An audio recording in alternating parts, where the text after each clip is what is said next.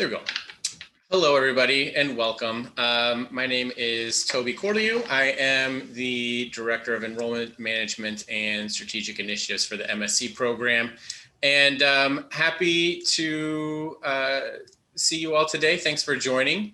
The topic on today's Wednesday webinar is the Hybrid Leadership Program. So you're all familiar, we've got these kind of two different delivery models for the MSC program.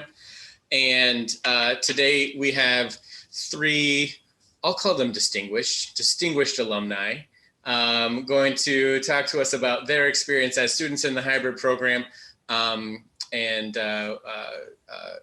excited to hear from them.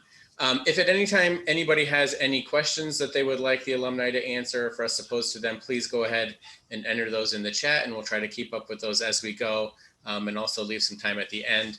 But I want to quickly get out of the way and let them tell a little bit of their stories. And so first, I think we'll start with introductions. Sarah, ladies first.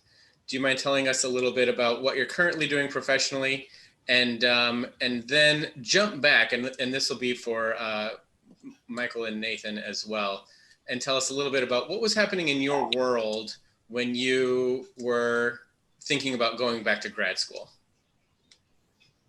Sure, yes.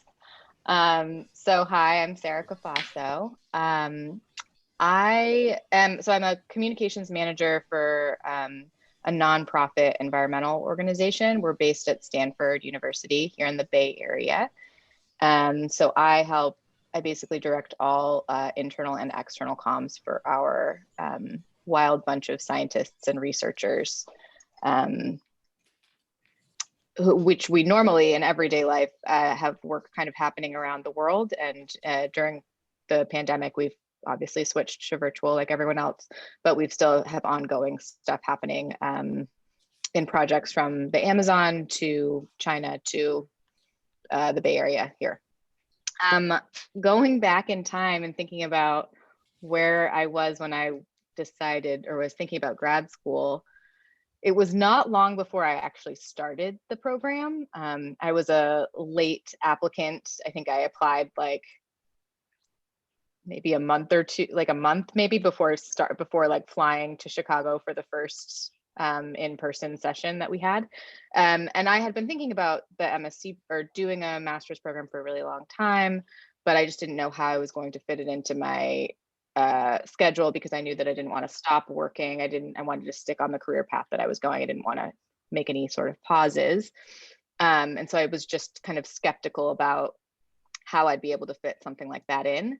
And I started doing a little bit of research, just kind of seeing what was out there. And I ended up coming across this, I think it was like an interview or some sort of thing that the MSc program had put out with Randy Iden, who's the department chair. I don't actually know what his official title is, but he was also my advisor during the program. And he had just talked about what this program is all about. And I was really drawn by the idea that it's a MS, it's a Master of Science. And so it's got this theory behind it that was really important to me.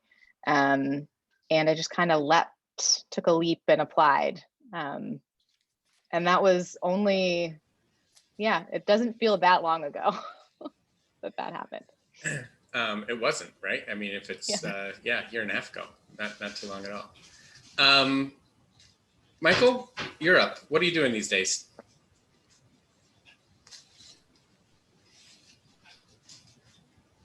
Hi, when I started the program, I was the director of public affairs at a law firm in Indianapolis, which is a fancy title, fancy way of describing someone who is a contract lobbyist.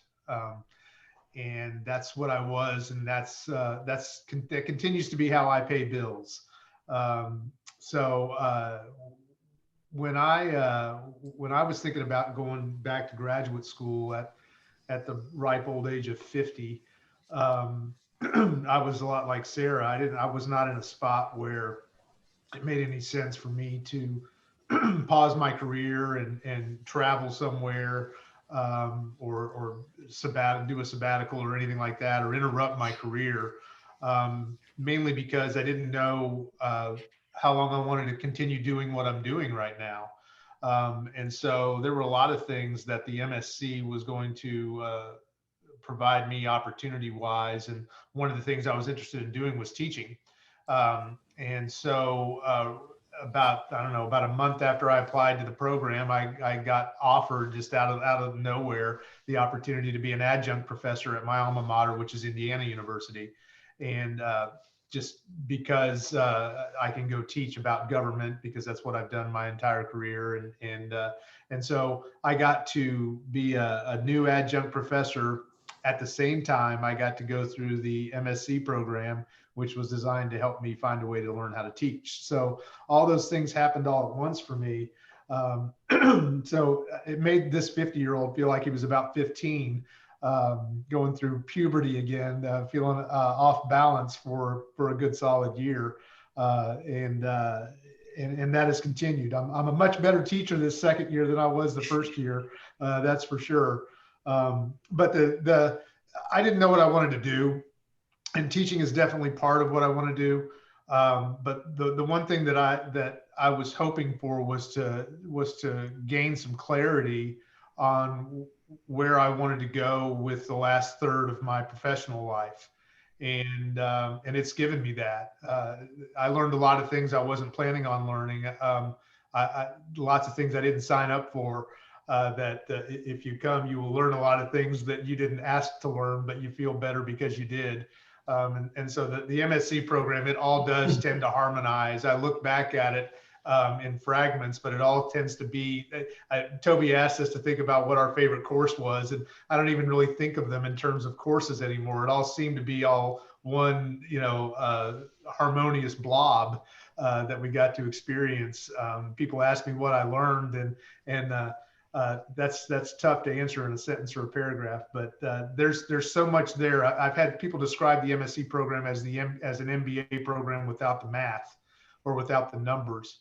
And I've spent some time with a lot of MBA people, and I think that's a simple way of describing it. But you'll learn a lot. And then I tell people the number one thing is it provided me clarity on what I value, what is valuable to me in my life.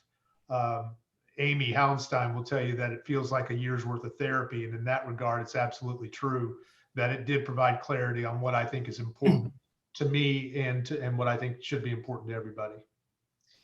I think you've just created our next two marketing campaigns. It's the MSc is Harmonious Blob, or MSc is a year of therapy. I'm not sure which one of those is going to get more traction, but that's the direction we're headed for sure.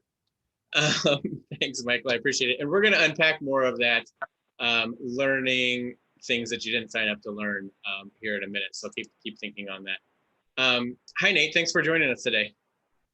Hi. It's great to be here. It's great to see Michael and Sarah, and of course Toby. Like I said, it's always nice to catch up with the crew. It's been a long time.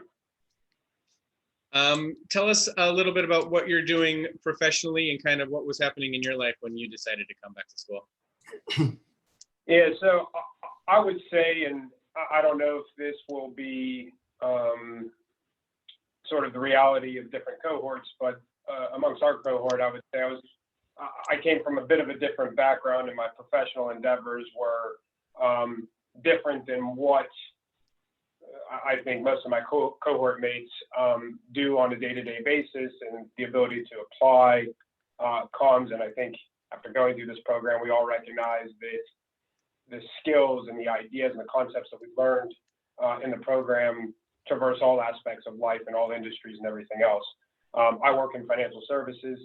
I lead a team of very senior portfolio managers. We manage multiple billions of dollars for endowments and foundations, pension plans, so on and so forth. So I would say my day-to-day affairs, though it is a leadership role that I'm in, are still very technically oriented. I manage money on a day-to-day basis, but that being said, all of that technical acumen that's deployed day in, day out is kind of meaningless if you can't communicate it, if you can't have the conversations with clients, if you can't inspire your team to act if you can't collaborate with the broader organization. The team I lead in particular has an interesting situation with respect to the broader organization, in that we are very much leaned on to be thought leaders or spokesmen for the entire organization, as well as helping integrate a lot of the other activities that are taking place on other investment teams. And with that, obviously, you have to be able to collaborate, communicate, and integrate those concepts in a very meaningful way. What was going through my head when I decided to pursue the MSc? Just by way of a little bit of background, I am a nerd.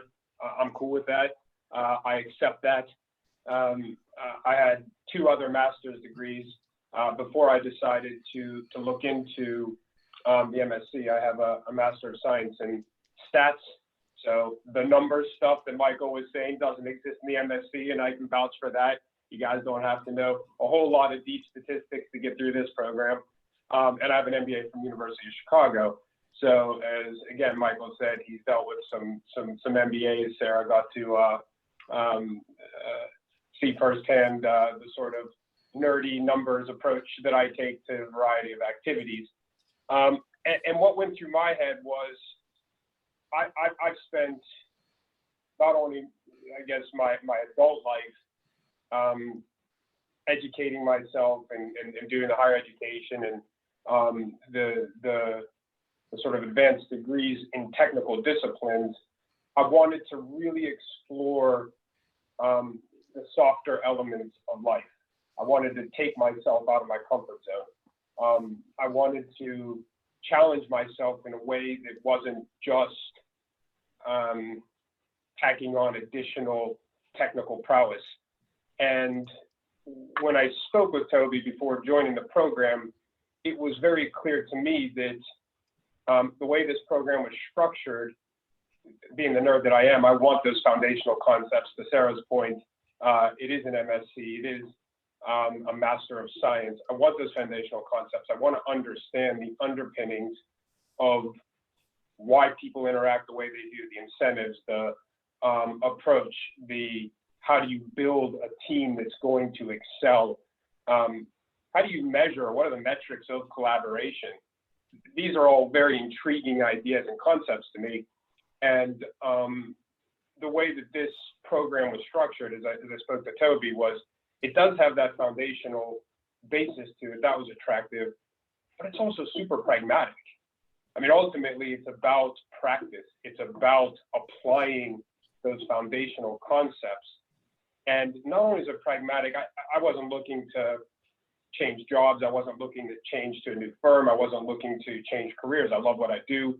But the other element, and I guess this goes back to a previous point, is that these concepts and what we learned and what we shared and experienced with one another traverses all aspects of life. Quite simply put, you know, I've gone through all the leadership trainings and everything else, and they do the assessments. And as Michael and Sarah know, before I joined the MSc, I scored pretty low on the empathy scale. And that's just the reality of it. And I wanted to explore why that was and how can I potentially improve my ability to engage with one another, to empathize, to understand alternative points of view. And the way this program was structured along 3 key dimensions, to me was very, very appealing. And I can proudly say, maybe I'll go bring my wife down here to second this, is that I think it's actually been much more helpful in my personal life. And there's no question that it's been invaluable in my professional life, but I think it's been more helpful in my personal life than my professional life. And so I really enjoyed it, but there was a lot going on in my head when I decided to pursue this, as you can tell, as I sort of drivel on. Let's keep going on this topic, though, of pragmatism, right? And Sarah and Michael, please jump in here. Can you talk a little bit about the pragmatic lessons that you feel that you've been able to use? What are the practical pieces that you feel like you've been able to implement professionally? I'll go. I had a good example just this week, and I don't know. I can't point to what it was in the program that made this skill or this success, I guess, for lack of a better word, possible for me. But I was listening to a very contentious legislative hearing on Monday, and a bunch of people in the regulated community are mad about the environmental rules that are in place here in Indiana, and they're trying to undo them. And the debate was really reduced to the builders in Indiana being mad at the Department of Environmental Management and the way they do their job. The legislation that was on the table was to eliminate our protection of wetlands in the state of Indiana. And so a lot of us are very upset about the proposal to get rid of wetlands. And at the end of the hearing, I was able to identify this has nothing to do with wetlands. It has to do with a bunch of people who were pissed off at a state agency. And being able to cut through all the noise and hear what people were saying and analyze what's being said and get to the crux of the matter, even after me and a few hundred of my closest friends listened to 3 hours of it, I was the only guy who could identify the problem here isn't wetlands. The problem here are people that are arguing with each other and aren't getting along. If we can negotiate a way for them to get along, we can save wetlands and calm everybody down at the same time. And so the solution is already magically starting to form around the relationship as opposed to the underlying policy. And I got the call I'm going to be on right after this is what are the solutions to solve that relationship problem? But at least we're talking about the right thing now. And that is something that I know. And like I said, I can't point to who taught me that, but it was something that I learned in the MSC program to step back and listen better, listen more actively, and find a way to filter the noise and be a better communicator as a listener, and not just a talker. Yeah, I think that's an important skill for everybody to learn, right? Is the problem that we're working on the problem that is actually worth working on, right? Is a solution to this actually going to be the solution to that larger issue, and identifying the correct issues along the way? Thanks, Michael. Sarah? Yeah, that was just making me think a lot about, I feel like there've been so many times from when the MSC started that I've used, it's just like a different lens that I use to look at problems in the workplace or elsewhere, where I have a new perspective, like I said, that was based in kind of some of this like theory and stuff, and how to put it into practice. But I also have the language to talk about it in a more accessible way so that I can, be chatting with my leadership team and bring up an issue about, internal communications or how we're approaching a particularly contentious conversation about like a leadership decision maybe.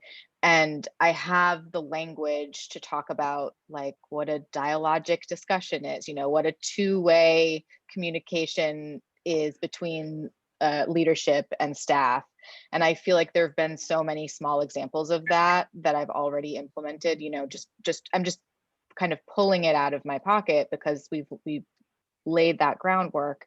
And I have a different, I always kind of said, this, I might have said before, this doesn't feel quite right. I don't feel like this is the right approach, but now I have the language to talk about it. And it's really helpful, especially in conversations with folks who aren't communicators or with folks who haven't been in the program, because you kind of are able to show this toolkit that's really valuable to an organization and be implementing it. I think, and I've heard what you're describing from other alumni as well. And I think that access to that language and access to, some understanding of these concepts breeds confidence as well. Does that resonate? Does that make sense?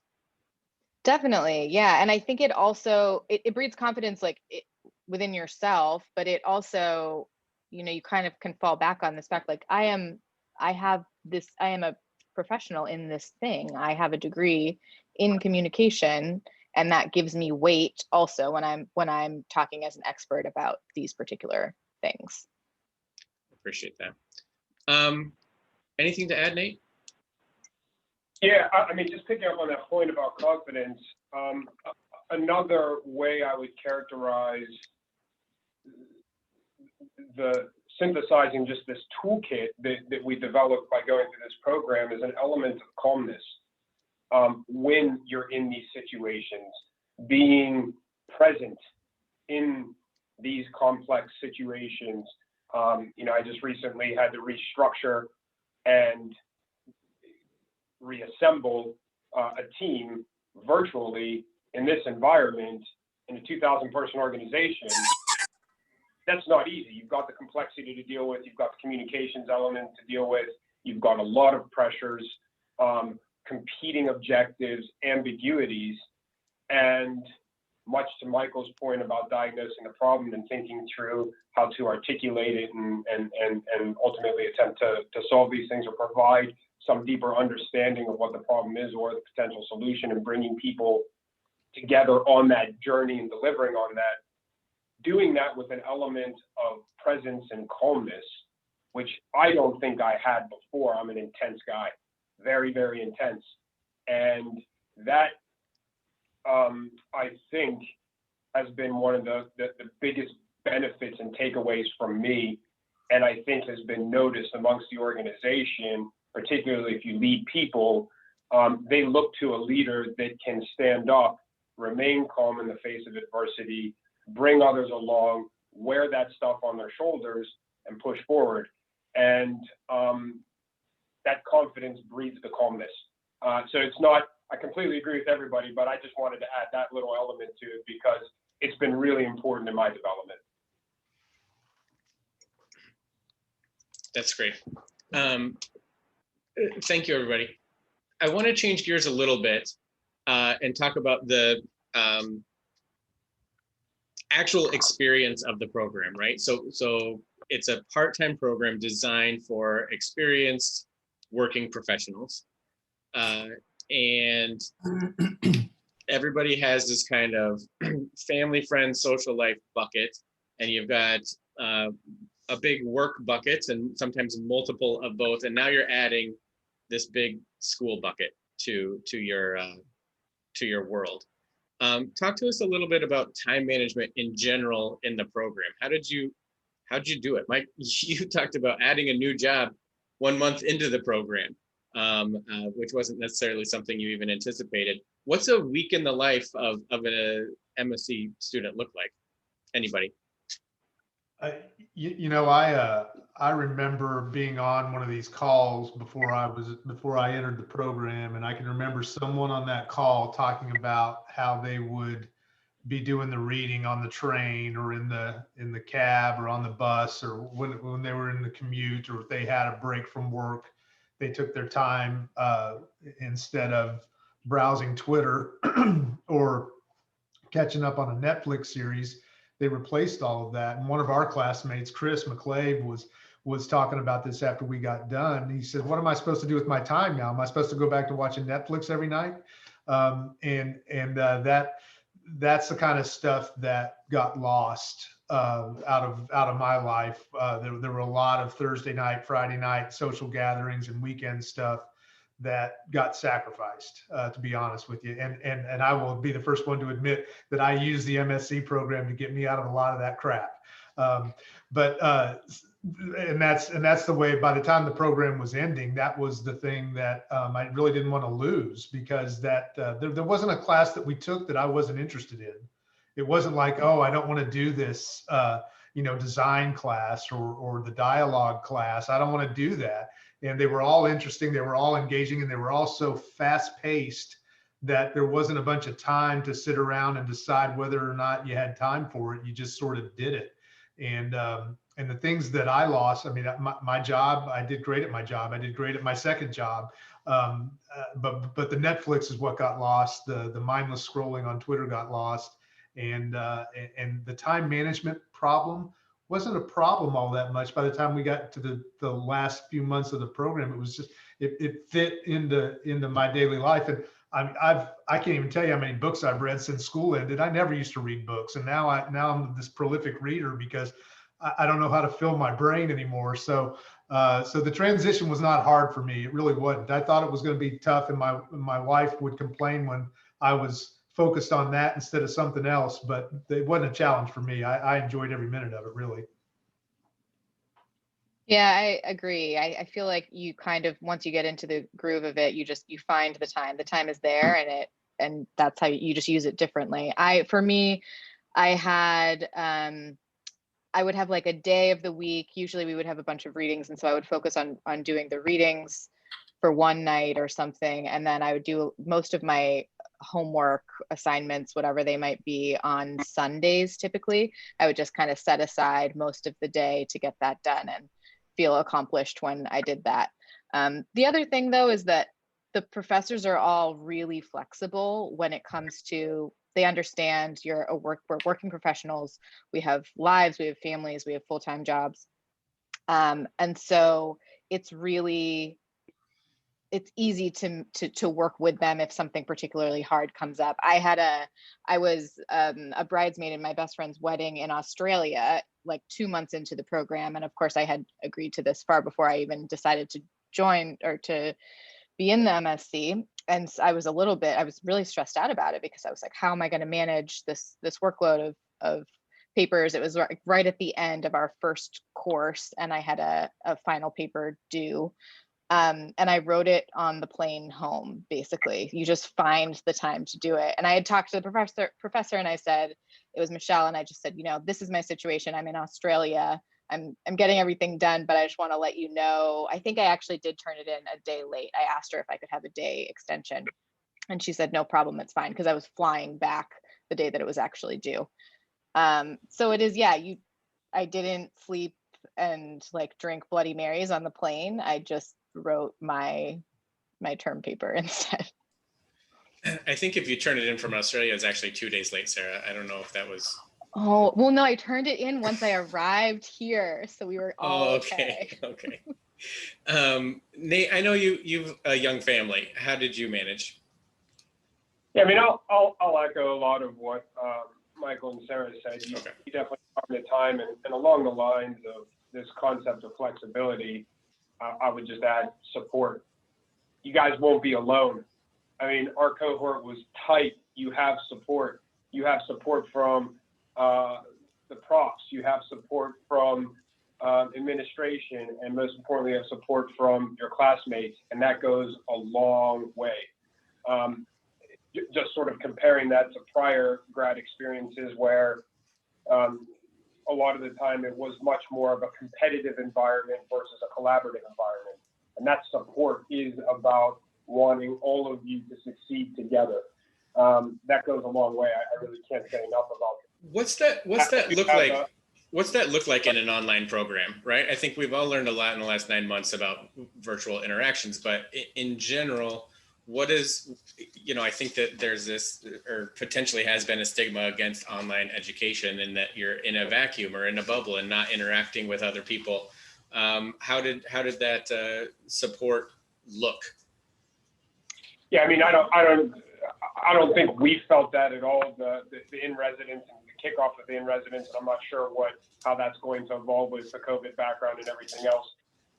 The team had very thoughtfully constructed the program so that the relationships could be developed at the outset. And much like I think many of you are dealing with in your work environments, once you have those relationships, converting to a virtual environment you may not like every aspect of it, but hasn't been as difficult. There's still personal, sort of connection there already. We all very much looked forward to the in-residences.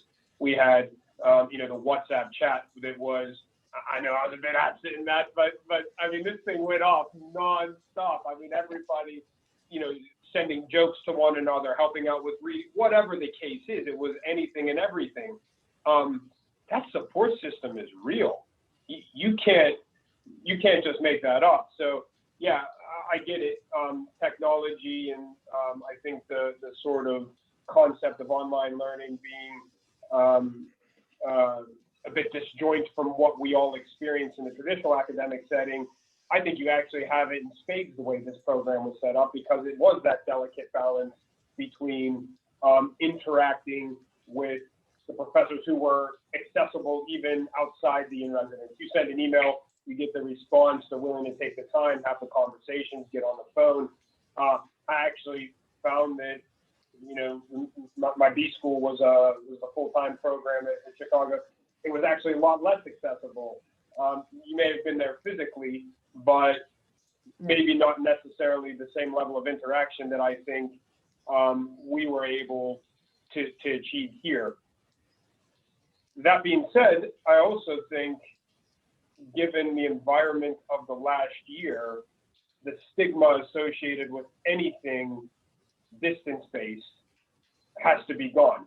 It's just a new reality that we live in, and everybody's been able to pivot to this. I mean, it's pretty amazing what society has done in this last year. If you actually take a step back and look at it, the stigma of work from home. I've been working from home since March 13th of last year. We're not expected to go back to the offices until middle of next year. Nobody's missed a beat. I have the one-on-one calls, we do the Zoom calls and everything else. Is it the exact same? No. Why? That there still is a rather amazing experience that can be had. And I do hope, you know, that the in-residence, those are important aspects of the program. Like I said, very, very thoughtful about providing the opportunity at the outset to develop the in-person connection so that it will snowball from there. As far as the actual academic and curriculum, my perspective is, again, didn't miss a beat, whether or not I was looking at a screen for the lecture or sitting in an uncomfortable, you know, fold down chair or whatever. It's not, I don't actually differentiate. So I thought it was just perfectly done. Thank you. So I think we had told folks that this was going to be about 30 minutes today. We're a little over time, but I'm going to keep going anyway. So if anybody needs to leave, please feel free to take off. And if you have any questions for the group, please go ahead and put those in the chat. And we do have one for you, Michael, about how the program has helped advance your teaching career. So what I heard early on was within 1 month of the MSc program, all your dreams came true. And you got a job as a teacher. Yeah, no kidding. I hadn't even taken my first class yet. I was still, I think I hadn't even read Switch, your pre-program book that we had to read, which is an awesome book, by the way. You know, the thing that helped me become a better teacher, first of all, when you talk about advance, I had 64 students in my class last year and this year. Any class over 50 students at IU in the school that I'm in went to online, and they announced that very early for this semester that we just finished in December.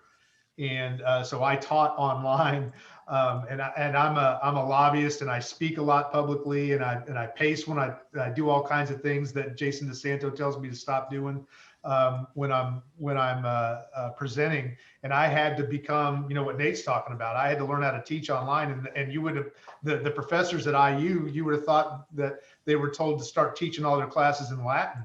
And they were crumbling, and I became one of the popular teachers in the program down there because I had lived a year in the online world and learned how to do again DeSanto style PowerPoints that were engaging and interesting for a larger group than he was teaching in our group. Our cohort was 19 at the end, but my teacher rating shot off the charts from year one to year two, and I know a lot of that was comparative. But yeah, I'm a hotter commodity now down there than I was a year earlier. Now it hasn't advanced me much just yet, as you might find if you're a teacher or you're wanting to be a teacher.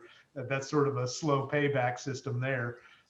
But as far as advancing, I have 30 years of experience, and so there are a lot of professor of practice positions that are attractive to me, and I know that I'll be competitive for. And I'm going through that process right now to convert my adjunct life into a more real one, a more permanent one.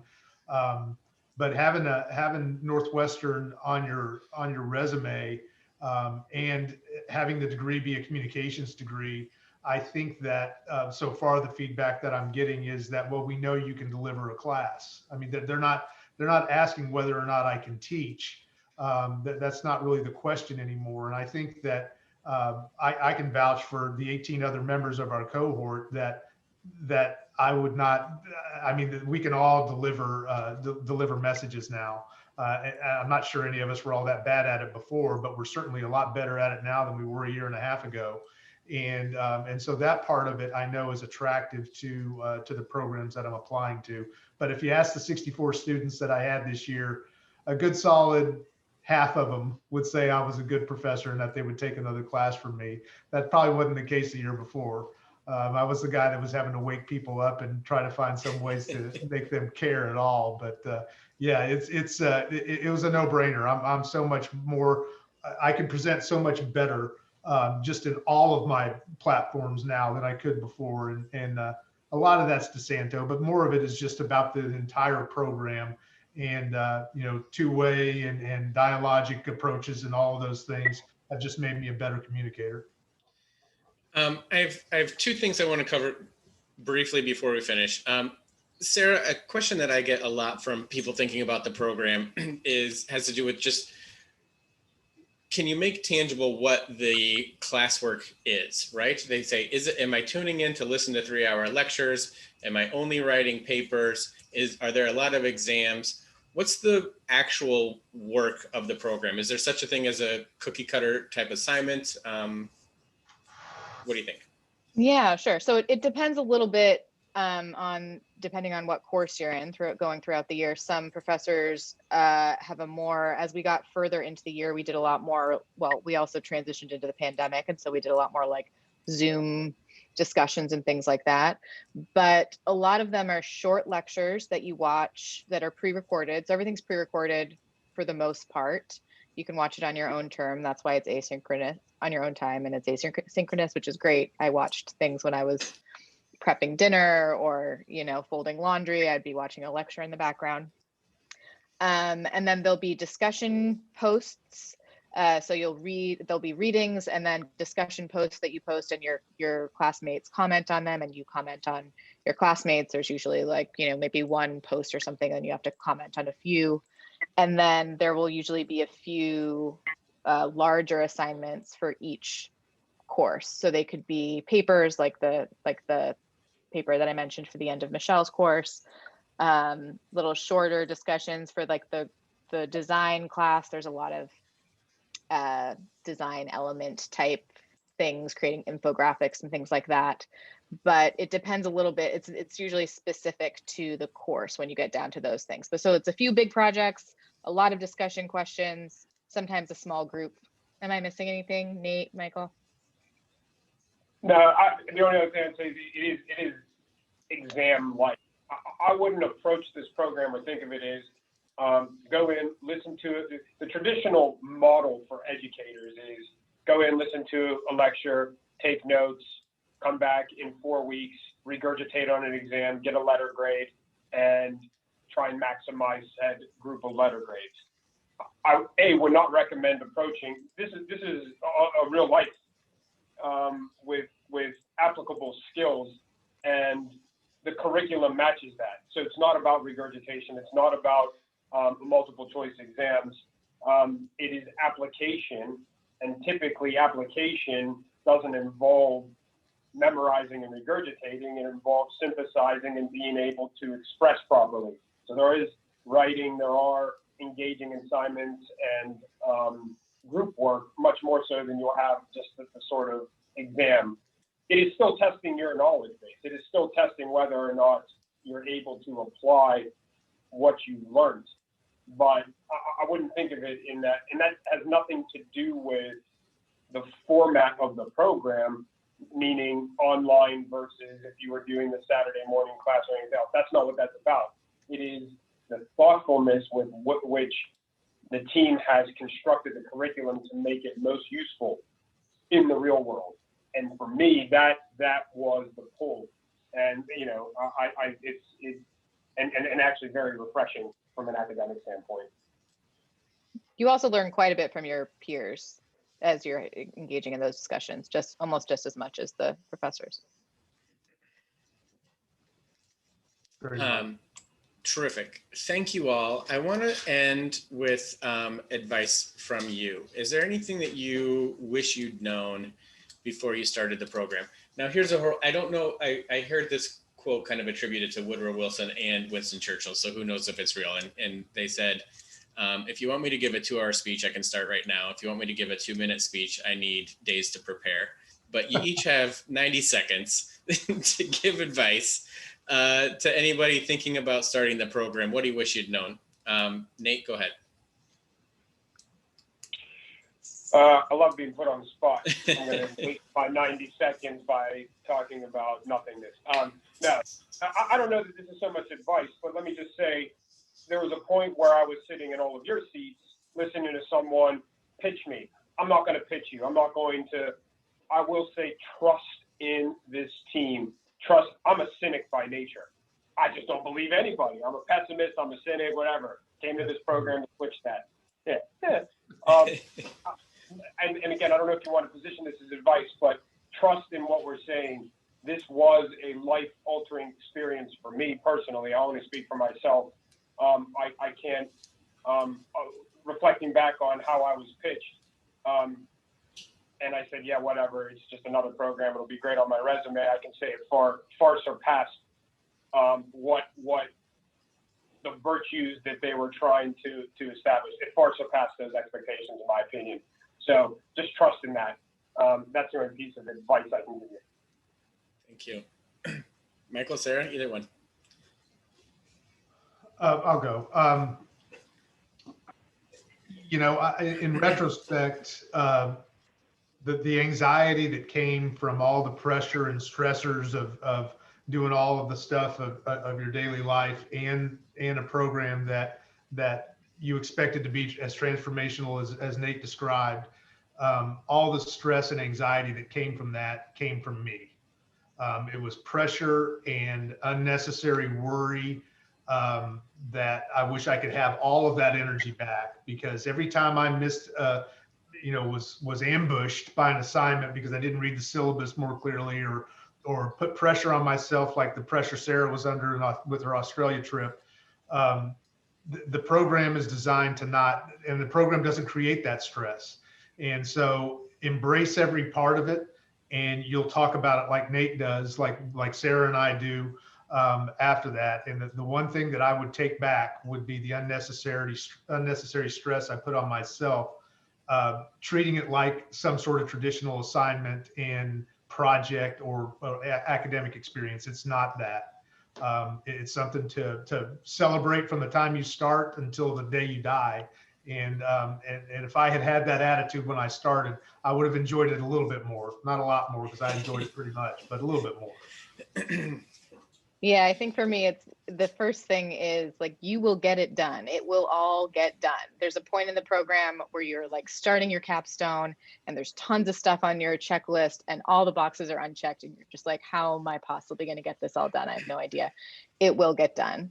And I think the second thing is lean into the topics that you find interesting and engaging. You can take the stuff that you're learning in MSC and apply them directly into your job. Like, I talked about environmental stuff for probably every single assignment. I probably talked about the environment to death for all of my cohort members, but I used a lot of that in my job too. So like, the infographic or whatever that I made in that class, I ended up using for my job. So there's a lot of like double dipping that you can do that eases up the workload maybe in your professional life too. So there are so many opportunities to kind of cross those two paths and take every one you can, and don't feel bad about, using one thing from the MSC and again in your work life or the other way around. Wonderful. Thanks so much, Sarah. Thanks a lot, Michael and Nathan, for joining us today. Really appreciate your insights. I could listen to you all talk about the program for a very long time because you seem to have really nice things to say about it. It's been more than a harmonious blob for the last 45 minutes, and it's been I think educational and insightful for everybody that's been along for the ride here. So thank you all very, very much. A quick plug for the next 2 weeks for anybody that's interested. So next Wednesday at noon, we have Professor Michelle Shoemate joining us Professor Shumate teaches in both the custom and the hybrid programs. And next week, she's going to be talking to us about first impressions and taking a deep dive into kind of understanding what we take in, kind of what our brains are doing when we meet somebody for the first time, and how that knowledge can help impact how we present ourselves when we meet others for the first time. So it will be highly interactive and I think super fun for everybody. And then the week after that, Professor Amy Howenstein is going to be unpacking the capstone project for everybody and talking about some of the details of that experience. So again, thanks a lot, everybody, for joining today. Special thank you to Sarah, Michael, and Nathan. And I hope to see you all next week or in the next couple of weeks for more Wednesday webinars. Thanks, everybody. Have a great day. Thank you. Bye. Thanks.